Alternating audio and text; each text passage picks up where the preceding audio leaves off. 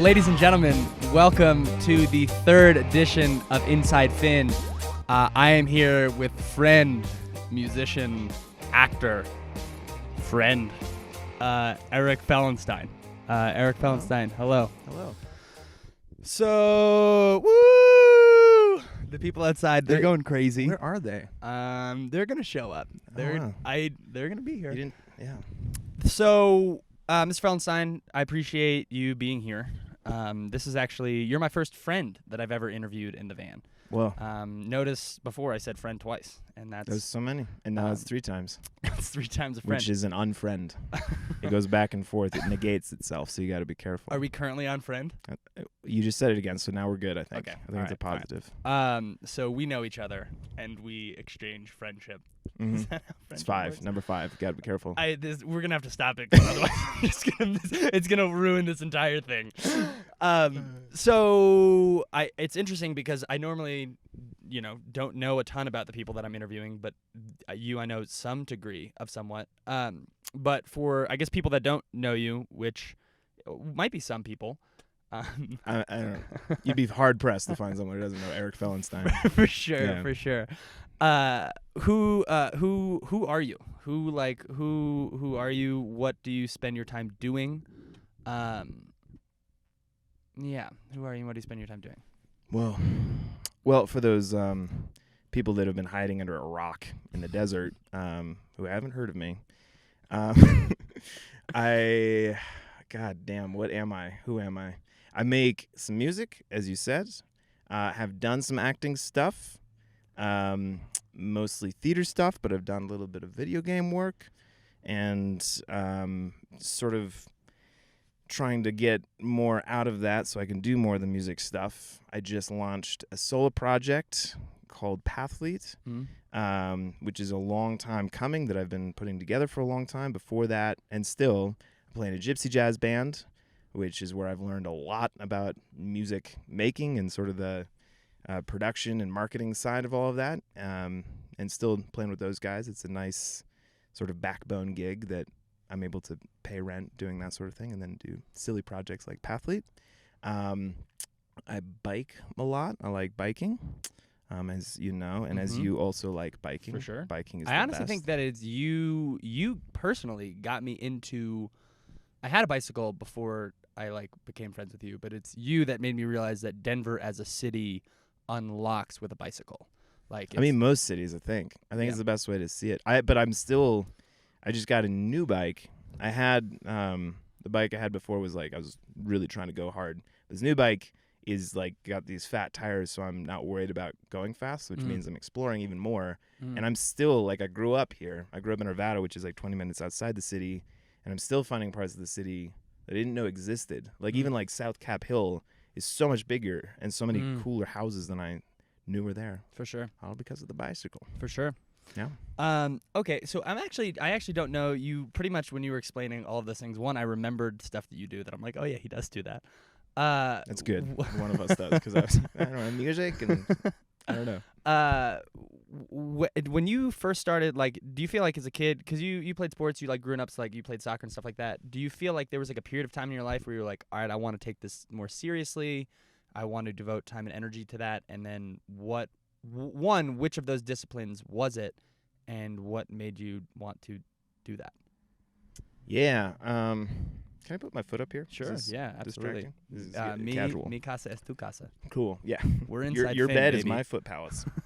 I did sleep here last night and will sleep here tonight. Nice. Yeah. Nice.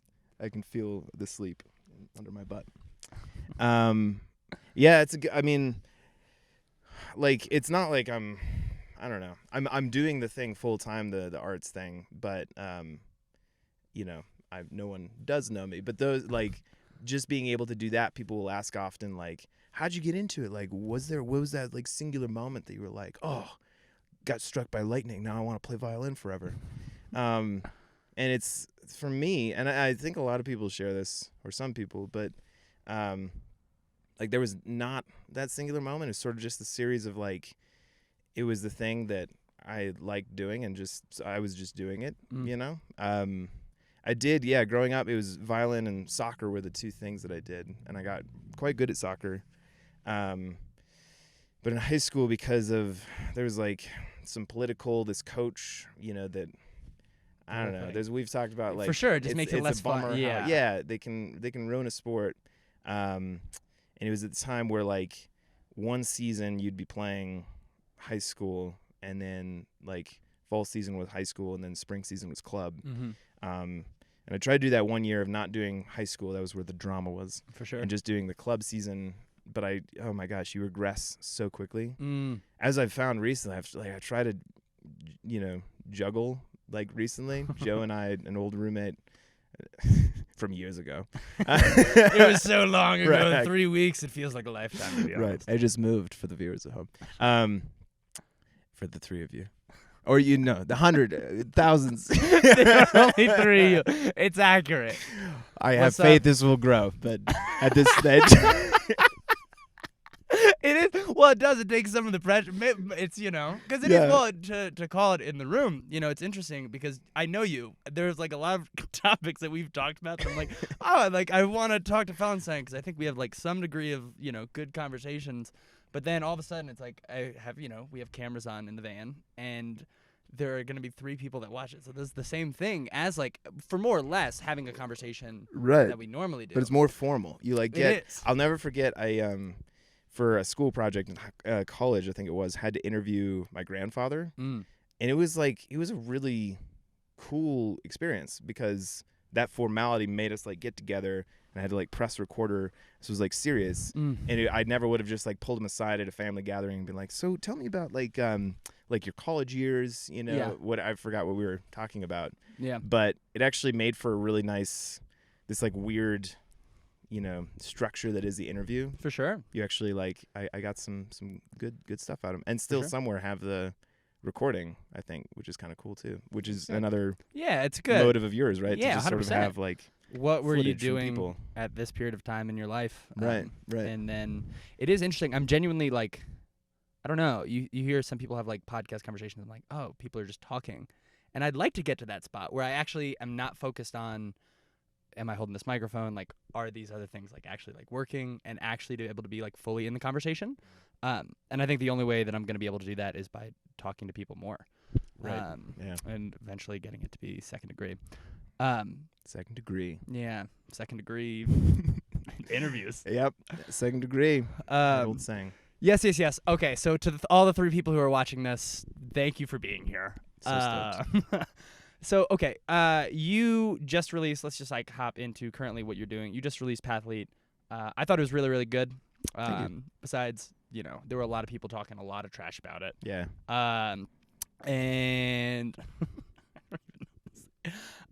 what was the most difficult part of that project, and what did you find that like, I don't know, what was most difficult that you didn't expect to be, and then what was like easiest that you expected to be kind of hard? Well, yeah, you and I have found a lot of solace like talking to each other that you're starting a project, and I just finally released the first part of this project, but it's only like the wheels have just barely hit the road, it's so far to go. Yeah. So many people release the first thing and then walk away. And I mean, that's overall the hardest thing for me, is that it's a never-ending process. There's something beautiful in that. There's always stuff to do. There's always like learning to happen. There's never like a summit where like, cool, I'm as good as I'm ever going to be. I released everything that I had to say. Yeah. I'm done. Time to die. It's always like, there's always more. And so there's something, again, beautiful about that when it's something that you like. Yeah. You're continuing to do it. That's for sure the hardest part, though, because as we've talked about, this is a conversation we've had a lot of times, like starting something, having the idea is super easy, especially in this day and age. It's really doable. Everybody has access to, amazing film equipment, recording equipment, digital audio workspaces, or editing software. Like, they can be creators with tools that like far exceed what, Kubrick had access to early in his career, or like Francis Ford Coppola. Like, they had to get a budget, get a lot of people together to like make a thing. Oh yeah. Um, And someone who like knew how to do it. I was watching, and again we've talked about this before, but I was watching. I think it was an interview with Casey Neistat's brother Van Neistat, where he's like, growing up making films in like the 80s, 90s, we didn't have access to our two favorite filmmakers on YouTube talking about how to actually specifically do this. And I was realizing that about like also even like a restaurant or something. Right now, there are, I guarantee 100 people on YouTube trying to be like, how to start a restaurant, like what are the best practices? I can look up like all of this infinite degree of knowledge, where before it was like, do you have a cousin that knew how to start a restaurant? Because that's like the only thing that you might, and even then that's like access to one person and this is the way that they ran it. Yeah. No, you truly, I mean, you can do it completely from your bedroom. Before, like, to learn film editing, you had to sort of apprentice with somebody because, I mean, there's a lot of really expensive technology, but you had to, like, see someone else doing it, learn from them, and there's this cool, like, you could see the line of, like, teachers and students sharing sort of similar, like, eyes and timing, inclinations or whatever. But now, yeah, like you say, you could just, everybody has posted stuff to YouTube, especially in like the film and music realm, because these are people who like know how to create packages of stuff that are shareable and watchable and stuff. And so when they are like, oh, I just figured out how to do color correction, they're like going to post a video about it. So especially there's a ton of information, and it's just, and even aside from even that, like freaking TikTok is like that's what it is making it as easy as possible to create. For sure. And so it's incredibly easy to have an idea, to start a project, to be like, I want to, release an album. Yeah. It's the final 2% that's the hardest part of bringing it to completion, because for something like an album, you can get it to demo stage decently quickly. Writing is hard, putting lyrics together, like they're hard in their different ways. But even like lyric writing, it's that final bit. You have like a general aboutness, but in its completed form, there's always like a couple things that kind of keep sticking in your side and letting it sit for long enough that you're able to like, oh, like that's what that needs to be, and polish them out. Pushing to that 100% rather than, I've started so many things in my life. I've started so many projects, for whatever reason, this one clicked that I could see what I wanted the final product to be. For sure. And I had a lot of stoke to bring it there. For sure. I like I say, I've been writing stuff for a long time and was frustrated with myself not having produced the stuff that I was writing for a long time. But I found that I was just like too early on, and the stuff I was writing was really bad. For sure. And part of me knew that, and I wasn't bringing it to its final form because it didn't deserve it, And finally I have stuff that's like starting to deserve that tremendous amount of time that goes into it, because it is a tremendous amount of time. Well, that's actually a question that I have for you specifically, because I do look up to you in a variety of like creative endeavors. I remember the first time that I saw you in a show, and I saw you do a stage reading of True West, which like it ended up being like the play that I did for like how to read a play and stuff like that. It's like really, I've looked up to a lot of the stuff that you've made.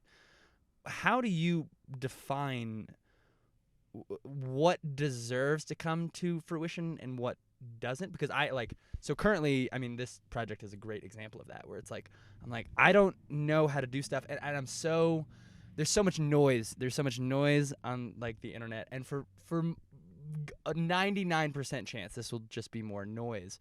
But there's that initial period of time between like, I have to learn how to like actually make stuff before you can create something that is good enough to go into a world that you feel like proud of. Where do you come to your mind space with like, what are you like creating? What is noise, and like what is something that is like worthy to be kind of put out into the world, whether it be a video, a play, like music? Like where do you kind of come in on space? Yeah. Oh man.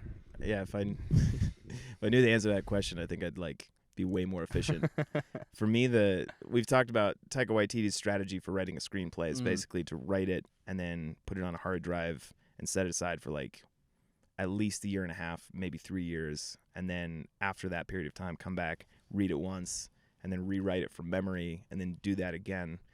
And it's just that time thing. And I think time is a huge thing where something's not totally working, and it's literally just one little thing that's in the way. And then with enough time, you're like, oh, now that's not there, and it like explodes and comes to life. And so many other things, it's like not working, and you like keep trying things, and you're like, I don't think it's gonna work. I don't think this is like a thing, Yeah. And that only comes in my experience, with time. And it's just putting in that time to realize what the good ideas are. And again, over time, you get better at knowing how to create good ideas. And we've talked about this. I feel like this is just a regurgitation of 100%. from that conversation before, For sure. But for the 3 people, we'll clue you in. Yes. That this is every meal that me and Eric have. Is this like some version of this conversation on repeat? And every time we get like 10% more nuance, and it's like, oh, that's right, I agree with that. And then it's just like having 100 meals, right? And eventually we'll get it. Eventually we'll get it, or Whatever at least like we'll have the theory. We could write a textbook about it, whether or not we'll actually be good at doing it ourselves. Yes. But yeah, just that like the hourglass thing of if you have taste, it's really hard in the beginning. I forget what the exact quote is, but basically, you can't quit at that point because you have the taste. You will get there if you keep doing it. Like the only reason you got started is because your taste is good. Right. And the only reason it feels so bad when you're making stuff is because your taste is good. I think that's the part of why it feels bad, is because the taste is there. A lot of people get started in it because it's fun. All this stuff is fun, like dancing around on stage or like getting to like make music. It's all super fun. People have varying degrees of tastes, and I'm pretty dickish when it comes to certain things. I definitely like have opinions on stuff. But that also, like, I have opinions on my own stuff, and I have hated almost everything that I've made forever. Yeah. I'm finally with this album, like, getting to a place I'm like, okay, that it deserves to exist in the world. And that kind of comes back to answer the original question, is that like whether or not people will like it, in just my own purview, does this thing, like, is it its truest version of itself? And is it worthy of existing in the world? It doesn't matter if anybody listens to it. If it just like sits there on the shelf and I look at every once in a while, I'm like, nice. Yeah. That is the truest form of what that was supposed to be. It's so funny because I also often mentally would be like, I'm creating stuff, like I want attention for it, or like I want it to like exist. But then whenever anyone's like, hey, that was really good, I'm like, oh, thanks. And like it's nice. Like I'm not like oh yeah, I don't give it, like that really is nice.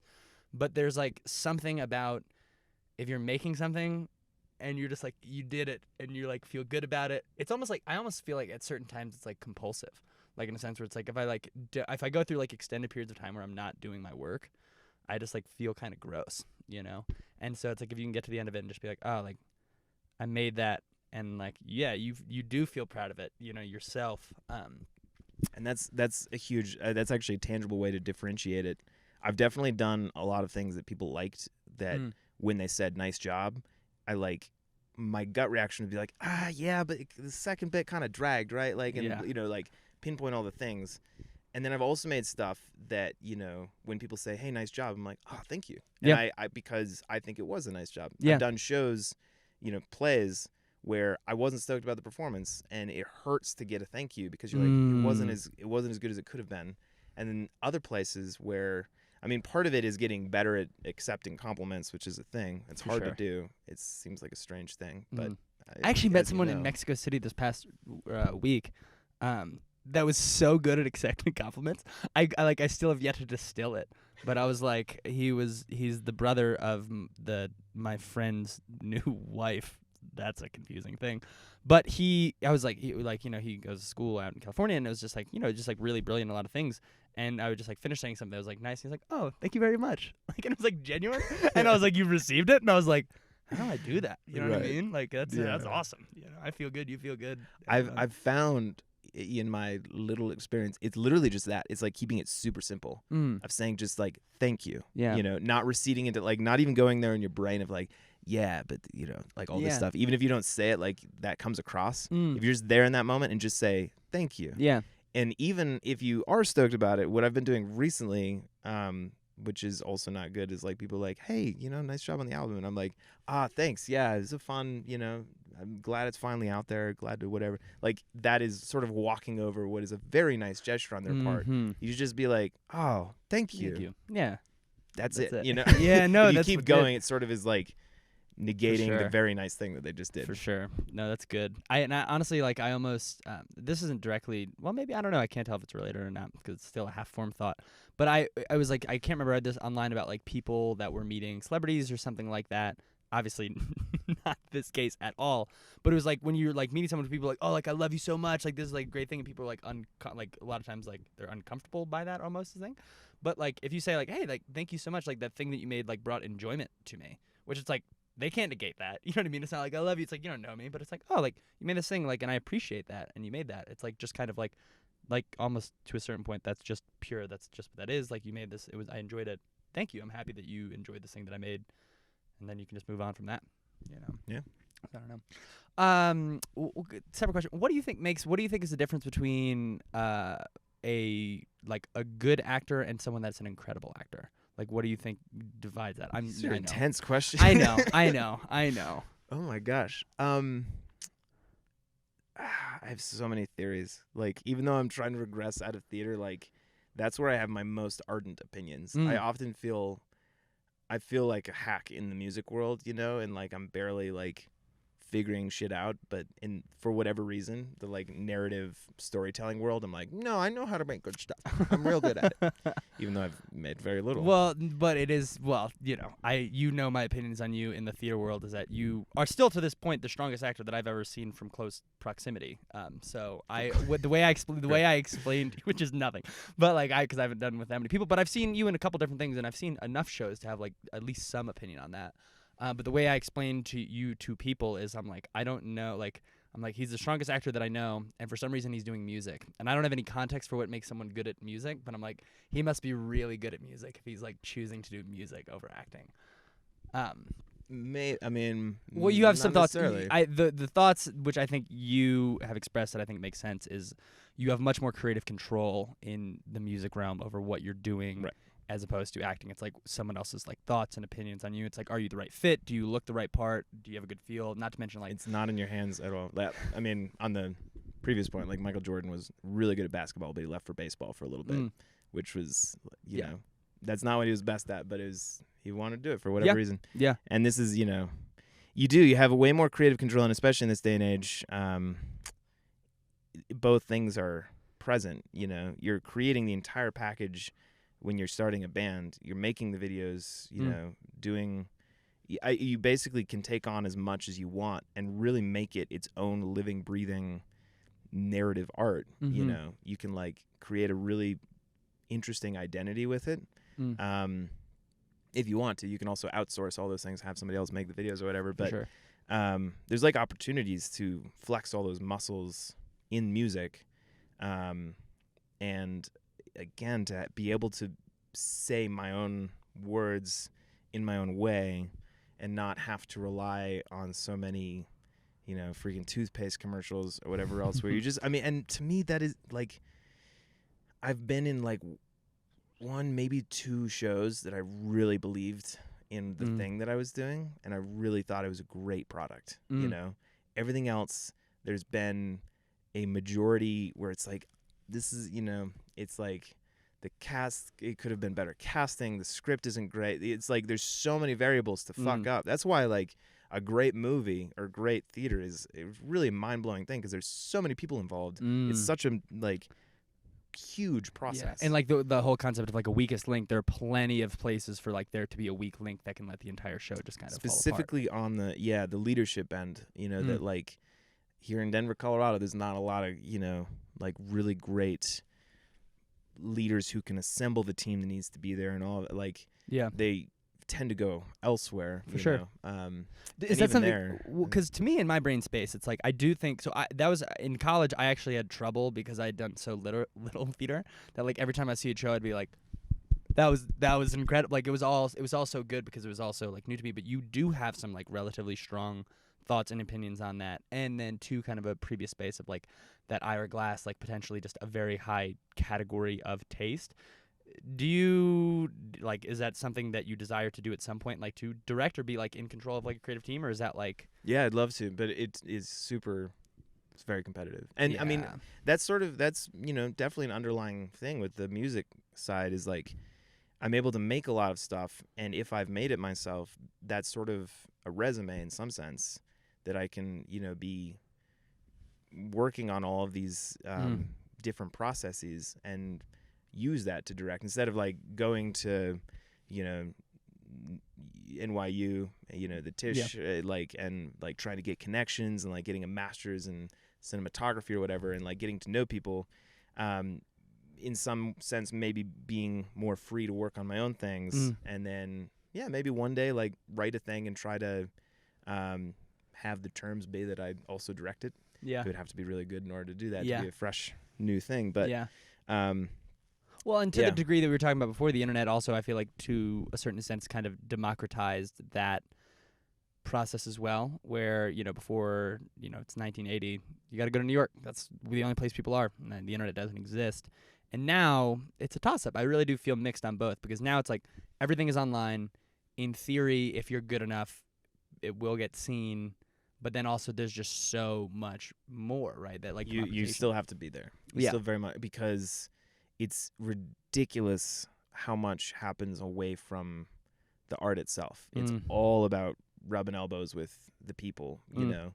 It like when I've the big theater in town is DCPA, and like when I've gotten to do shows there, all the opening night parties for all these things have everybody in the local theater scene there. And if you can I mean, Ina Marlowe, a great teacher sure. we both had, she would just have this like cutting good advice of like, you go to those, you go to all those parties, you have a drink, you don't have too many, like you don't get drunk. Yep. You like, but you seem natural, like Yep. you fit in, and it's there. It's just it's making them think that you're like, fooling them that you're like a good person to work with and like a nice person and all of this. That's always sort of one of the bummers. I tend to be kind of bad at that, or at least the instigating, like going out to the event sort of thing. Once I'm there, I kind of do okay. Yeah. But that's such a huge part Side of of it. that I world. know so many people who, lack a little bit of talent, but make up for it because they're so good at that other side. For that sure. they like everybody just likes them, and it's like I don't care if he's the best. He's just like such a nice guy. I just want to like be in a room with him. For sure. And I mean that's every industry. Yeah. But it's even more apparent in something like acting, where it's like we're all acting all the time, so everybody's technically practicing it all the time. It's like very clear if somebody's a bad trumpet player, and even if they're a really nice guy, like you're still not gonna hire them, because you're like, we still have to like make good music. That still happens in the music realm, but again, there's maybe like a drop off threshold. bar. Yeah. Not in the same way where like you can get in pretty big Hollywood, big budget movies, be like, that person, like, what were they doing? They're terrible. They don't know how to act.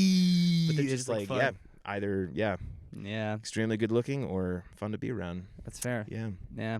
Which is another, I mean, relying on that in both of those spaces, there's a lot of like climbing ladders and like gross politics stuff where you have to like, if you want to direct in theater, you have to assistant direct a bunch. For sure. And like go through this bullshit thing that winds up making people who enjoy that bullshit process, and in my mind, like they wind up making bullshit because they don't have their ear to the ground. They don't know what the truth of the moment or the situation or like the world is. Yeah. And they wind up making a lot of preachy, like just garbage stuff that I don't know. There's a lot of that. Everyone that's ever been in a show with you is gonna be like, oh wow, I really thought that. I'm not saying that. No, not the. Yeah, these are. No, not in stuff necessarily. I'm just saying in general. Shows that you've stuff. seen. Yeah. It takes a tremendous amount of humility, and people who are craving the spotlight for the sake of the spotlight tend to not have that. And like if you don't have this impulse of like hating most of the things that you do and like really having consideration for other people's time, you know, that they're putting in the time, and that's not for you to just like be glorified for a while. Like you should like, that's a huge privilege and huge responsibility that they're giving you some of their time. We're all going to die someday. We don't have infinite time. Yeah. You know, people who are abusing that and don't take on the responsibility of like, I don't know, if they make stuff really taking it, or making bad stuff really taking it to heart. Yeah. Well, and then it gets, it is that toss up too between, it's like, you know, what, in the same degree, like, you know, the first time you're directing a show, it's probably like not going to be this killer show. And so, you know, and that's actually a spot that I, both with like myself and with other people, like struggling to figure out that space between like grace, between like, oh, like you are creating something at this point, but also at a certain point, it's like, you have to be able to be like, yo, you're a professional, and like you got to be able to like, again, handle people's time. If you are entrusted with the authority in that space, to like use that authority well. And it was funny, it was something that I was realizing the most recent time I did stand up. I went to an open mic, and obviously I haven't put in like that many hours with stand up, but this thing that the most recent time that I did it, I realized I was at this open mic for 3 hours, and I did 3 minutes. And like, just from like current like selfish like person, I'm like, is this the most efficient way for me to be spending my time? You know, like if you need to really love the world that you're in, it's like I currently, just a spot I'm in debate of. It's like, do I love it enough to be able to like spend that time? And then you got to factor in like, well, how much am I like afraid of actually doing? You know, there's so many confounding variables, but pretty much all of them take a relatively significant degree of time. Yeah, and to loop back to like a long ago question of how I like got into these things, that's the thing. It's not really, there isn't really another option. You keep doing those things because you kind of have to, and it's, you know, it almost doesn't matter that you're putting in all that time, you know, aside from, you know, the 3 minutes on stage at the hangs, you know, writing, pulling your hair out, you know, all this. It's, you know, that all sucks, and it's like really unpleasant, but it's not, you know, it's like, what else would I be doing? For sure. This is like those 3 minutes when they're good, you know, and when you validate all of those hours, like, it's like crack cocaine, man. Yeah, it was so good because it's not just your high. Like the ability to make a high in someone else is deep, man. Like that's I've never really thought about this, but that's like one of the big things I think at least I'm chasing, is that all these things are drugs. You know, you're getting a community of people together, you're releasing all kinds of, you know, endorphins or serotonin or whatever else. You know, it's a like pretty intense experience to go to a concert or to be at a stand-up club watching stand-up. And when somebody's killing, you know, that's just saved me so many times that like I've been in a bad place, and some stand-up special or a movie or some other thing, it just sorts me through like a comb and puts me exactly where I'm supposed to be because it's so good, and it just, none of that matters. And that, like, I haven't found a drug that does it that well. You know, alcohol and weed just sort of like muffle it down, and maybe you don't think about it as much, and sometimes they amplify it more. Yeah. But like, this is like, it gives you a completely fresh frame of mind. And the ability to do that for somebody else is pretty fucking cool. You know, I don't know, I haven't made much stuff, or any stuff maybe that has been able to do that, but that's in some sense what one is chasing. And then on the other side, it's just like, you know, really fun and rewarding to do as well. Well, that true S thing that I talked about before, and also you and Anthony's zoo story, I both were very, very, very enjoyable. That I have had that feeling a couple times with other, I think, really good pieces of things that are created, and both of those are things that have invoked that from me, from performances that you've been a part of. What's like next for you? What do you like? Where are you at right now? Like, what are you gonna be doing? What's like taking up your time these days? So I just I forgot to do a week after like post to be like, thanks everybody, it's been a week that the album's been out, but it's just over a week. Week and a couple days that this album's been out. So right now the MO is to not let momentum drop. Cool. To like keep going with that, and the idea at the moment is to do some covers with my own sort of production, my own take on it. I don't know if this project is sort of like a high production thing. I'm still also releasing stuff under my own name because I'm mainly, I don't know, it's nice to be able to do just a, open acoustic single violin sort of thing. And I don't know how much to muddy or blur those worlds. If it's confusing, if the Pathlete brand has like some acoustic stuff, or if I should just like keep that's thing and do my own. But regardless, some covers, and I have a couple tunes I'm excited about that I'm trying to, I just moved, and today finally put like everything away. Heck yeah. Which I've been in this place for quite a while, but it had a very avant-garde feel before, it's very, There's an interview with Bjork that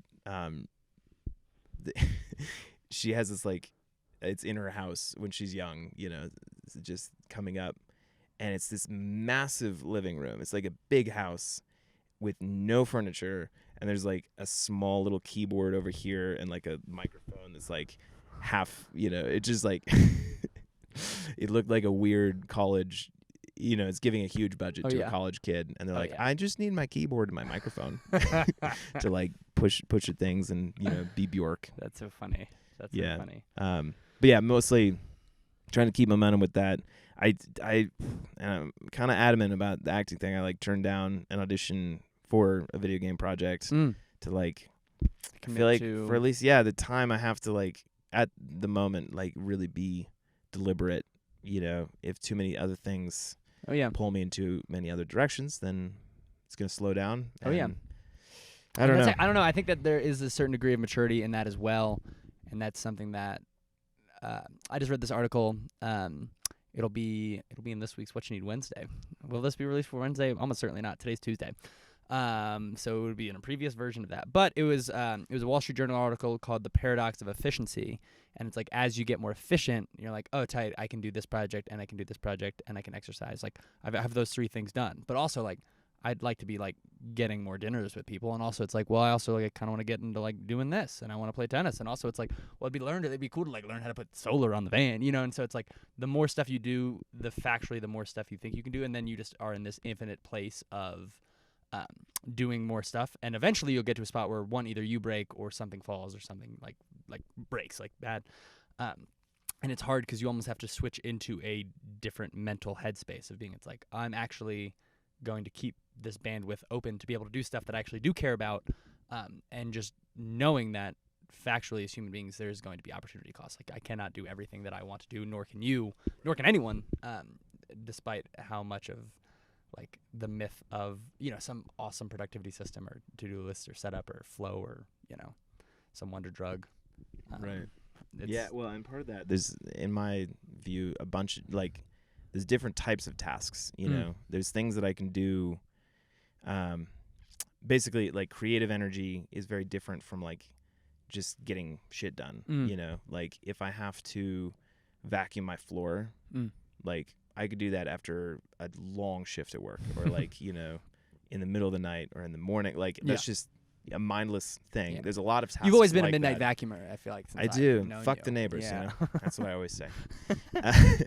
But when you're like making stuff, the creative side, either writing or mostly writing. Yeah. You have very little fuel for that.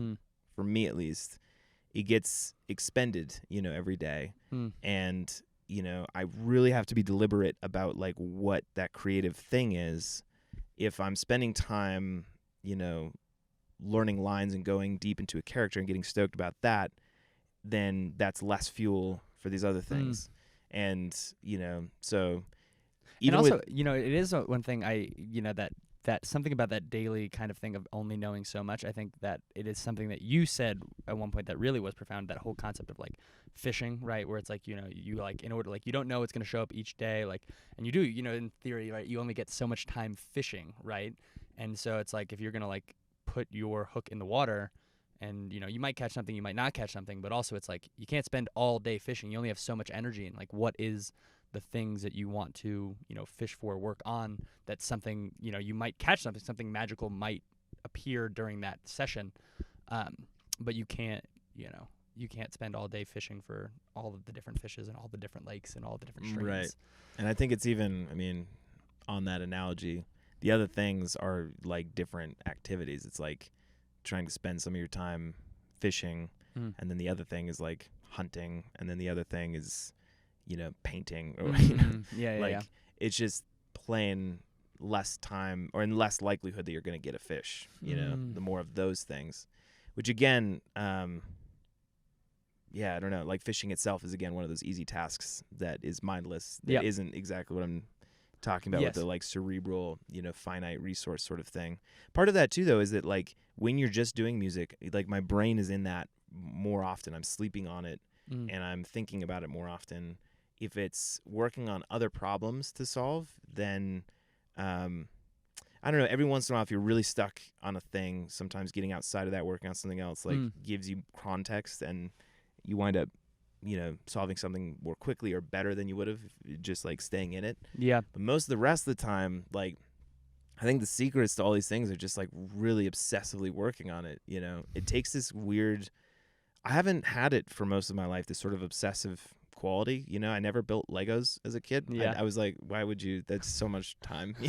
I'd rather just like make some squiggles on a piece of paper and be like, oh, it's beautiful, and then throw it away. Like that process of sort of obsessing over it, like it takes having some part of your brain always sort of trying to crack the code, even when you're cleaning your carpets, in the middle of the night. I don't know. That's just for myself. I find that I have very little of that space and or very little of that fuel. And I'm trying at the moment to be selective. And I think you can like all ebb and flow and go to different things over time. Yeah. But for the moment, we're doing this thing. And again, that involves like part of the thing is like the visual, like I'm trying to think up, some visual ideas for shooting these music videos. That's very much a, narrative thing. Yeah. But it's all in the world of this project rather For than going and thinking about, if it's some Shakespeare piece or even, I don't know. Well, it's also nice to be within the constraints of that, where it's like, all right, you're making a video. It's not like you're just making any general video, whatever. It's like, oh, cool. Like, what would be a video that would work for like a music video for like this project? And so at least some degree of guardrails. It's like, oh, within that, it kind of focuses you up a little bit. Where we've talked about that recently of having a lot of the battle is just having. I actually read it today. I think it was like a well-defined problem is half the battle or something like that. That is a butchering of the phrase. But yeah, it's huge. It's so huge, and I mean. Like, I think you had talked about sort of having this feeling recently of just sort of a couple things clicking, being like, okay, this is what makes sense for me to complete. And it kind of doesn't matter how much work that it takes to get there. It's like, I know where I'm going. And so the work itself, that's the vacuuming part. Yeah. The cerebral part is like, what is this thing? Where is it going? Oh, yeah. And that's when that's not there, you're just wandering in the wilderness and it's really debilitating. Well, the terminology I always use is like the general versus the soldier. Like I actually feel like it has to be two separate people, and like it's tough when you're doing your own project, like you said, because with that thing you can outsource whatever, you could just not do it. Like you can do music videos, you can not do music videos, and trying to decide like, all right, what is the battle? Like what is the battle, and do I have like the soldiers to be able to do it? And if you define the battle, it makes it way easier to be like, all right, cool, like I can just like work on this. But still, even then, you do kind of have to choose to some degree, like what is the scope of what I want to work on. Which is tough. I'm even thinking that now because there are a billion different things. But it comes again with time. I don't know what clicked. I can only speak for myself with this project, but like after so long of like I'd released a single under my name and like I've like I said, been writing stuff forever, but for whatever reason, like about a year ago, maybe a little more, this idea just sort of clicked in place of, I didn't even have the name yet, but like the general sort of look, the type of sound, incorporating like the stuff that I do, which is strings, getting electronic stuff involved. And it was a slow process of like in January, I got an analog synth and I just learned how to do that. And I was releasing these like little short sketches to sort of learn the production thing. These were all like unintentionally, minor steps in achieving, what just came out. And that only happened because for whatever reason, this like thing suddenly locked in. I have no idea why, but I'm glad it did. I'm just like, no, this makes sense. This feels good. This excites me. Yeah. And like, that's so easy. Like you can put in endless work when you believe in the thing and when you know where it's going. I still in so many other places, I'm like, what the fuck is happening? What am I doing? But in this one thing, I'm like, it's, oh my gosh, it's so nice that gives it a meaning, it makes it meaningful. It makes every ounce of the process behind it meaningful. You're like, okay, I had to like drive around to stores getting like sparkles for this video, and it spent a ton of money, and it took all day, and I couldn't find them. But like, that's all. There's, it's for something. Yeah. If you don't know what that something is, you're like, why did I drive to all those stores? Like, what am I doing with my life? Yeah, yeah. It's that's so what crucial. Is the phrase? Like a big enough why can surmount any how or something like that. Yeah, it's everything. It's true. It's true. Okay. Well, in the essence of people's time, I think we should call it. This was great. It was really good talking to you. Those are good. Those are crazy questions. Those are big Sorry, questions. they're questions. I just half of them were questions. I was like, I think Fellenstein will have a good answer for this, and the other one's like, ooh, I wonder what he'll say to this, because I'm interested in the way your brain works. Back at you. Yeah, thanks, man. Ladies and gentlemen, episode 3 of Inside Fin, Erik Fellenstein, Pathlete. Definitely, give it a listen. I liked it, and I really. It was so cool. It was so cool because it was like a friend of mine made something that I'm just like, I was just really proud of. It's cool. Thanks, man. Yeah. It's back at you with what you're creating with this project. Yeah, it's really neat. Yeah. All right. Well, let's go continue to have this conversation, but just. I know. I'm so hungry. We're gonna go eat food now. Yes. Yum food. Yum food. Yum Episode food. 3, Inside Fin. We hope you all eat food today, humans. And that's it.